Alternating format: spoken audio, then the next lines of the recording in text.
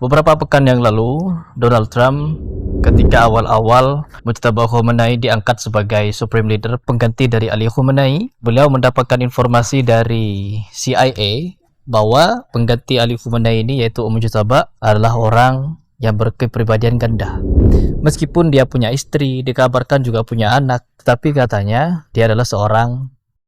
Tapi hal-hal seperti ini sudah menjadi seperti rahasia umum begitu. Meskipun kenyataannya seperti itu, ya, karena sudah ada penormalisasi hal seperti ini di Iran, teman-teman. Sekitar 3 tahun yang lalu, saya pernah memberikan pembahasan tentang ulama-ulama Iran yang dimana menjadi homo adalah ibadah bagi mereka. Ulama Syiah ini ketika di luar tempat peribadatan Masjid Syiah, dia dandan, teman-teman. Jadi siti. Jadi kalau malam dia jadi siti, kalau siang jadi seto.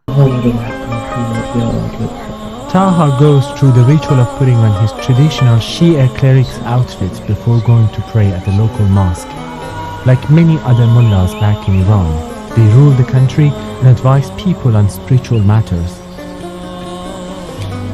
These clerics are highly respected but also feared for the power they wield.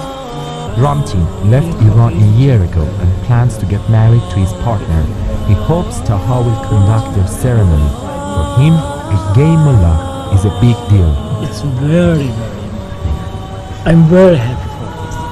شما تا قبل از این همیشه آخوندها رو به عنوان کسی میشناسیم که قرار ما رو مجازات بکنن، قرار ما رو پای چوبه دار دعا برامون بخونن. ولی الان من کسی رو میتونم ببینم کنار خودم که برای من خطبه عقد داره میخونه. Jadi seto siti dia. Nah itu Syiah Rafidhah ulama. Jadi bukan hal yang mustahil. Kalau dugaan Trump, badan intelijennya yaitu CIA mengungkapkan bahwa Mujtaba adalah seorang yang memiliki kepribadian ganda seperti itu. Nah dan sekarang dihebohkan lagi ada seorang sosok kontroversi, yaitu Zohran Mamdani, yang dimana orang ini yang digadang-gadang kemarin sebagai sosok Muslim pertama yang menjadi wali kota di New York, Amerika Serikat. Ternyata setelah kita telusuri lebih dalam lagi, ternyata orang ini adalah seorang Syiah, bukan Muslim. Orang ini seorang Syiah, bukan Muslim, teman-teman.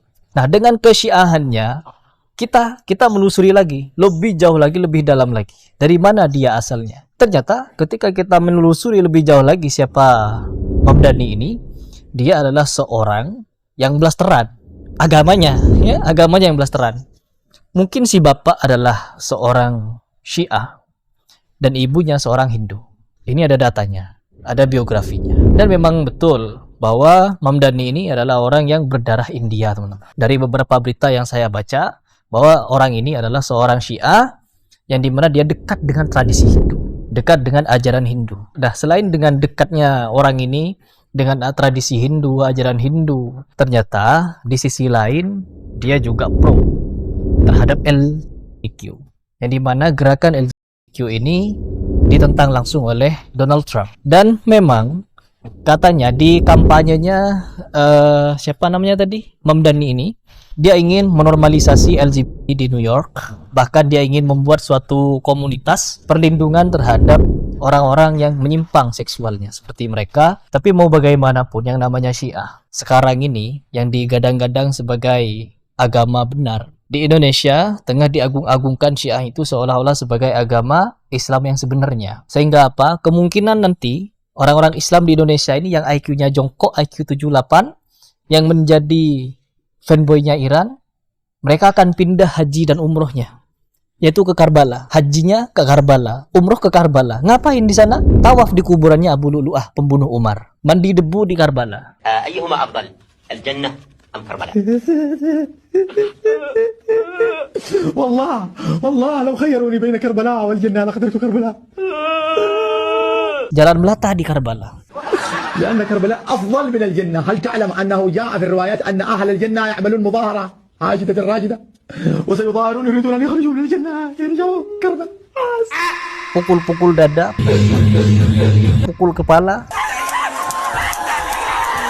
ajaran dendam, ajaran teror, itu nanti yang akan diterapkan ketika mereka haji dan umroh ke Karbala. Karena apa? Arab Saudi sudah bukan muslim lagi, kafir katanya. Arab Saudi bukan muslim lagi, teman-teman. Karena apa? Pangeran Saudinya seperti Muhammad bin Salman dekat dengan Trump, dituduh antek Amerika dan lain sebagainya. Jadi hubungan strategis ini dianggapnya sebagai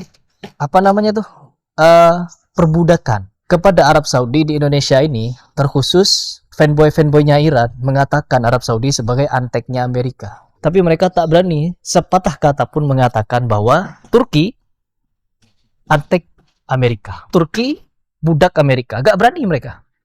Padahal di Turki sana lebih besar pangkalan militernya Amerika di sana. Ya, 20 sampai 50 hulu nuklir ada di Turki. Tapi tak ada di Indonesia yang berani mengatakan Turki sebagai anteknya Amerika. Kepribadian ganda. Tapi ya sudahlah, kita kembali lagi kepada pembahasan Mamdani. Hebat ya. Tapi ya sudahlah, di Indonesia ini ketika kita berbicara masalah fakta seperti ini, apalagi berkaitan dengan Syiah yang banyak didukung oleh warga Konoha dengan mengucapkan labbaik ya mujtaba ya Ali Khamenei, nanti kita akan ikut Ali Khamenei, membangkitkan Nabi Muhammad SAW, membangkitkan Abu Bakar, membangkitkan Umar Utsman, menyiksa mereka karena sudah membunuh Fatimah, karena sudah merebut kekuasaan Ali, karena sudah begini, karena sudah begitu. Nanti muslim-muslim di Indonesia ini yang FOMO, yang IQ-nya jongkok, yang membela rezim teroris Iran, mereka akan ikut Iran nanti. Mereka akan ikut Syiah, berbondong-bondong ke Mekah Madinah, membangkitkan pakai jurusnya Orochimaru. Edo Tensei no Jutsu itu, untuk membangkitkan Nabi Muhammad, Fatimah, Ali bin Abi Thalib, Abu Bakar, Umar, Utsman, untuk diadili. Oh, itu kan khurafat. Iya, ya. Ajaran Habib, ajaran Sufi, ajaran Syiah. Ini kan banyak khurafatnya. Dan di Indonesia banyak yang percaya. Jadi mereka nanti berbondong-bondong. Dan hal yang paling lucu, teman-teman, ternyata di akhir zaman itu, satu-satunya sosok yang bisa membangkitkan orang mati hanya Dajjal. Berarti Syiah, Dajjal. Dan memang betul, menurut hadis Nabi bahwa Dajjal akan muncul di Isfahan, di Iran.